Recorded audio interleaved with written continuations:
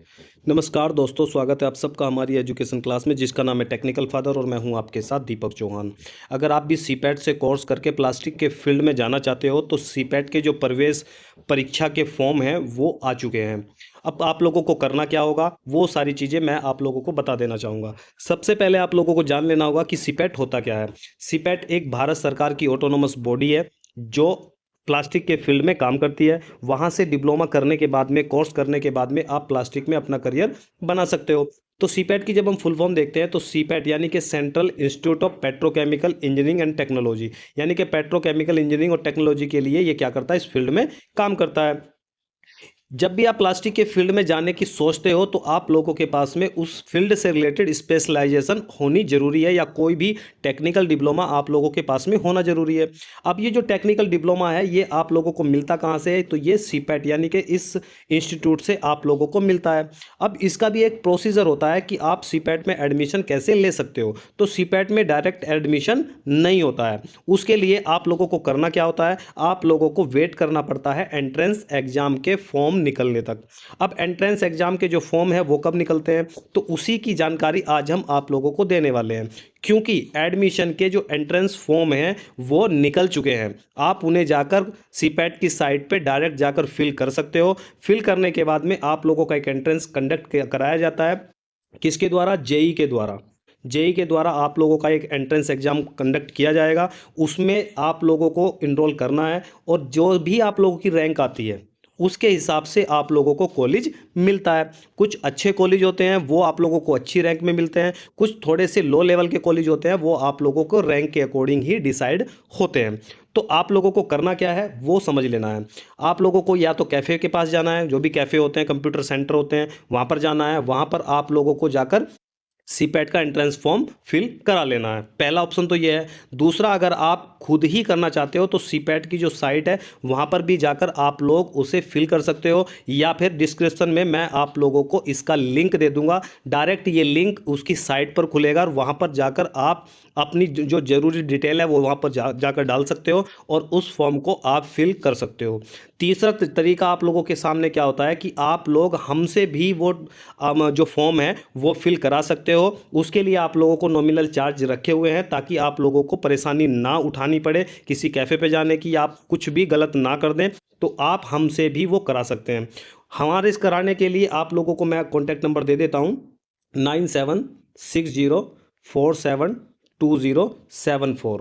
इस पर आप कांटेक्ट कर सकते हो। यहाँ से आप लिंक भी ले सकते हो और हमसे भी ये फॉर्म फिल करा सकते हो।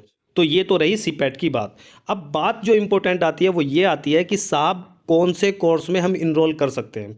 तो सीपैट के कुछ कोर्सों के बारे में हम बात कर लेते हैं कि कौन कौन से कोर्स में आप इनरोल कर सकते हो। अब वो डिपेंड करता है कि आप लोगों की क्वालिफिकेशन क्या है। जो बेसिक क्वालिफिकेशन है वो क्या है, वो कौन कौन सी हो सकती है। आप 10th पास हो सकते हो, आप 12th पास हो सकते हो, आप ग्रेजुएशन हो सकते हो। भाई तीन ही कंडीशन होती हैं ये। अब इन तीन कंडीशन में आप लोगों के सामने कौन कौन से कोर्स आते हैं उन्हें हम डिस्कस कर लेते हैं। अगर आप 10th पास हो तो आप लोगों के सामने दो कोर्स आते हैं। दो कोर्स आते हैं। पहला कोर्स होता है डीपीएमटी और दूसरा कोर्स होता है डीपीटी। डीपीएमटी की फुल फॉर्म होती है diploma in plastic mould technology, यानी कि जो भी प्लास्टिक को पार्ट, जो प्लास्टिक के पार्ट बनते हैं उस सांचे के अंदर जिसमें वो पार्ट बन रहे हैं वो किसका बना होता है, मेटल का बना होता है। तो उस मोल्ड को डिजाइन करने के लिए, उस मोल्ड को मैन्युफैक्चरिंग करने के लिए ये कोर्स उसमें कारगर होता है। इसलिए आप इस कोर्स को भी 10वीं के बाद में कर सकते हो, इसमें भी आप इनरोल कर सकते हो। ये जो कोर्स होता है ये 3 साल का होता है। ये 10वीं कक्षा से 3 साल का कोर्स आप लोगों को देखने को मिलेगा। अब बात करते हैं दूसरे कोर्स की। दूसरा कोर्स होता है डीपीटी, यानी कि डिप्लोमा इन प्लास्टिक टेक्नोलॉजी के अंदर। ये जो कोर्स होता है ये भी 3 साल का ही होता है और इसकी जो बेसिक क्वालिफिकेशन होती है वो भी 10th से ही आप कर सकते हो। दो चीज़ें तो ये हो गई। अब हम तीसरी क्वालिफिकेशन की बात करते हैं, 12th। अगर आप 12th हो, किस किस से हो, आप मैथ से अगर 12th पास हो तो आप लेटरल एंट्री के तहत भी इन कोर्स में एडमिशन ले सकते हो। तो फायदा क्या होगा, अगर आप 12th और लेटरल एंट्री से आप एडमिशन लेना चाहते हो तो ये कोर्स 2 साल का हो जाएगा। ये कोर्स जो 3 साल के हैं फिर ये 3 के नहीं रहेंगे, ये 2 साल के हो जाएंगे। ये आप लोगों को बेनिफिट होता है। अब और कुछ कोर्स होते हैं। एक कोर्स होता है इसका पीजीडी, पीजीडी पीपीटी, पीपीटी, ठीक है।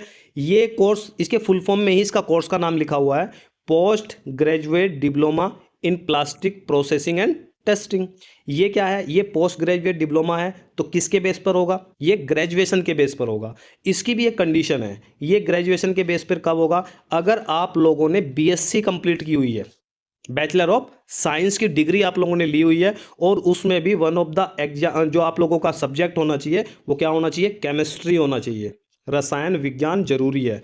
अगर आप लोगों ने केमिस्ट्री से बीएससी की है तो आप लोग पीजीडी पीपीटी कोर्स में इनरोल कर सकते हो। और पीजीडी पीपीटी जो कोर्स है, ये इसका सबसे बेस्ट कोर्स माना जाता है सीपैट के द्वारा कराया हुआ। अब ये जो पीपीटी कोर्स होता है ये 2 साल का होता है। पहले ये 1.5 साल का हुआ करता था, लेकिन कुछ समय से इसे 2 साल का कर दिया गया। यानी कि 3 सेमेस्टर आप लोगों को कहाँ रहना पड़ेगा? कॉलेज में थ्योरी करनी पड़ेगी, प्रैक्टिकल करना पड़ेगा। 3 सेमेस्टर के बाद में जो आप लोगों का 4th सेमेस्टर होगा, उसमें आप अप्रेंटिस के लिए कहाँ जा सकते हो? कंपनी में आप लोगों को भेजा जाता है, ठीक है। जब आप डीपीटी डीपीएमटी की बात करते हो तो 5 सेमेस्टर आप लोगों के कॉलेज में होते हैं, और 6ठा सेमेस्टर में आप लोगों का प्लेसमेंट हो जाता है और आप लोगों को कंपनी में भेज दिया जाता है। इतनी बात समझ में आई?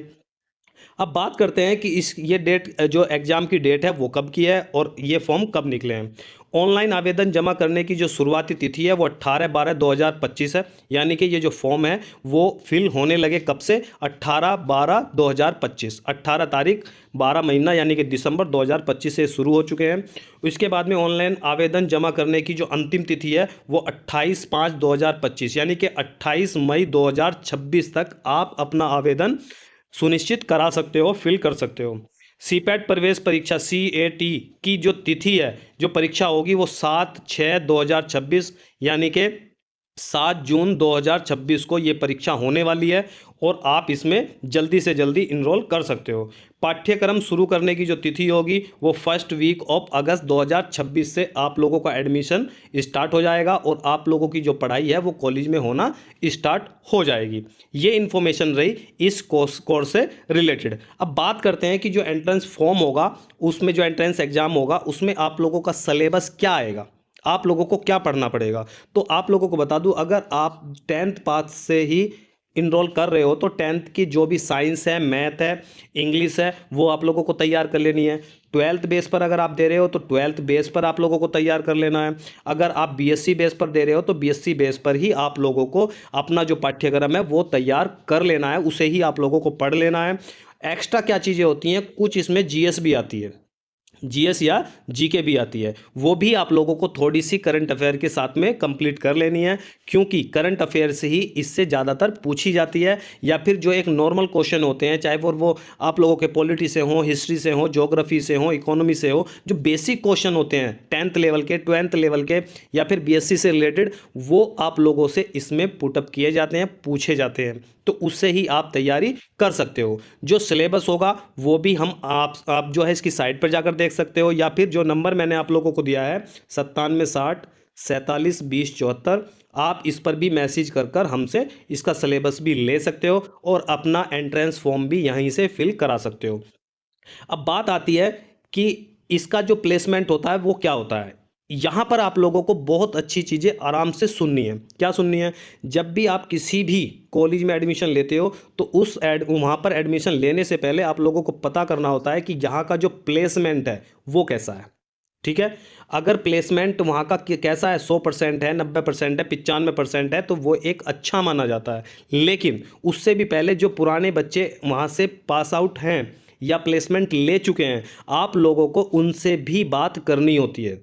मान लो कि आप किसी भी सीपैट में एडमिशन लेना चाहते हो, वहाँ आप लोग एडमिशन लेने गए और आप लोगों से बताया गया कि यहाँ पर जो प्लेसमेंट रेट है, परसेंटेज है, वो 100% प्लेसमेंट कराते हैं। तो आप लोग उन बच्चों से या वहाँ के प्लेसमेंट ऑफिसर से, पुराने बच्चे जिनका प्लेसमेंट हुआ है, उनसे कॉन्टैक्ट नंबर लेकर उनसे बात कर सकते हो। अगर आप सेटिस्फाई हो कि वो बच्चे पहले से इंडस्ट्री में काम करके खुश हैं, उनका प्लेसमेंट अच्छा हुआ है, एजुकेशन अच्छी मिली है, उनकी पढ़ाई अच्छी हुई है, तभी आप अपने बच्चों को सीपैट में एडमिशन दिलाएं, वरना वहाँ पर एडमिशन ना दिलाएं। क्योंकि ऐसा ना हो कि 2 साल या 3 साल तक आप लोगों का बच्चा परेशान होता रहे। वहाँ पर परेशान होने के बावजूद जब वो प्लेसमेंट की उसकी बारी आए तो प्लेसमेंट जब उसे मिले तो वो भी अच्छा ना मिले, या प्लेसमेंट के लिए लिए भी उसे दर दर भटकना पड़े। तो इसलिए आप लोगों को सबसे पहले पुराने बच्चों से कॉन्टैक्ट कर लेना है। अगर वो अच्छी ग्रोथ पा रहे हैं या फिर अच्छी कंपनी में है, अच्छा प्लेसमेंट हुआ है, अच्छी स्टडी उनकी हुई है, तभी आप सीपैट में एडमिशन दिलाएं, वरना तो सीपैट में एडमिशन ना दिलाएं। नेक्स्ट इन्फॉर्मेशन क्या है, जो बच्चे बहुत ज़्यादा अच्छे हैं पढ़ने के लिए उन्हें सीपैट में मैं आप लोगों को सजेस्ट नहीं करता हूं कि आप लोगों को सीपैट करनी चाहिए। लेकिन जो एजुकेशन में थोड़े से एवरेज हैं या फिर लो हैं, उनके लिए सीपैट बहुत ज़्यादा बेस्ट है, बहुत अच्छी नौकरी सीपैट दिला देता है इन दोनों कैटेगरी के लिए। लेकिन जो बच्चे पढ़ने में बहुत ज़्यादा होशियार हैं, उन्हें सीपैट नहीं करनी चाहिए, उन्हें अपने और ब्राइट फ्यूचर के लिए कुछ ना कुछ अच्छा सोचना चाहिए। ठीक है, तो ये इन्फॉर्मेशन आप लोगों के लिए थी आज के लिए। अब मैं सेंटर की बात कर लेता हूं। जब आप सेंटर की बात करते हो तो वैसे तो आप लोगों को जो सेंटर मिलता है वो रैंक के हिसाब से मिलता है, लेकिन कहां कहां पर इसके सेंटर हैं मैं आप लोगों को कुछ जगह बता देता हूं। अगर मैं उत्तर प्रदेश की बात करूं तो उत्तर प्रदेश के जो सेंटर हैं वो वाराणसी में भी है और लखनऊ में भी है। अगर मैं पंजाब की बात करूं तो पंजाब के सेंटर अमृतसर में भी हैं। अगर मैं हिमाचल की बात करूं तो हिमाचल का सेंटर बद्दी में है, नालागढ़ में। ठीक है, बद्दी में, नालागढ़ में है। अगर हरियाणा और दिल्ली की बात करें तो इसके जो एक ही सेंटर है कॉमन, वो है मुरथल सोनीपत, मुरथल सोनीपत। ठीक है, अहमदाबाद में एक सेंटर है, औरंगाबाद में महाराष्ट्र का सेंटर है। ठीक है, अगर मैं बिहार की बात करूं तो हाजीपुर में एक सेंटर है। तो अलग अलग असम में गुवाहाटी में भी इसका एक सेंटर है, हल्दिया में भी इसका एक सेंटर है। तो अलग अलग स्टेटों में, भुवनेश्वर में भी है, चेन्नई में भी है। तो अलग अलग स्टेटों जो स्टेट होते हैं वहाँ पर इनके सेंटर हैं। तो आप लोगों को करना क्या है, जिस भी स्टेट से आप हो वहाँ पर आप अपना एग्जामिनेशन जो सेंटर है वो प्रायोरिटी में डाल सकते हो, और आप लोगों का जो एंट्रेंस है वो भी आप अपने सेंटर को अपने पास में चुन सकते हो। ठीक है, तो आज के लिए इतना ही। ये इन्फॉर्मेशन आई होप आप लोगों को अच्छी भी लगी होगी और आप लोगों को काम भी आएगी। ठीक है, तो आप लोग अगर हमसे ये फॉर्म फिल कराना चाहते हो तो हमारे कॉन्टैक्ट नंबर से आप लोग फिल करा सकते हो कॉन्टैक्ट करके। तो आज के लिए इतना ही, मिलते हैं नेक्स्ट लेक्चर में। जब तक के लिए दीजिए में इजाज़त। जय हिंद, जय भारत।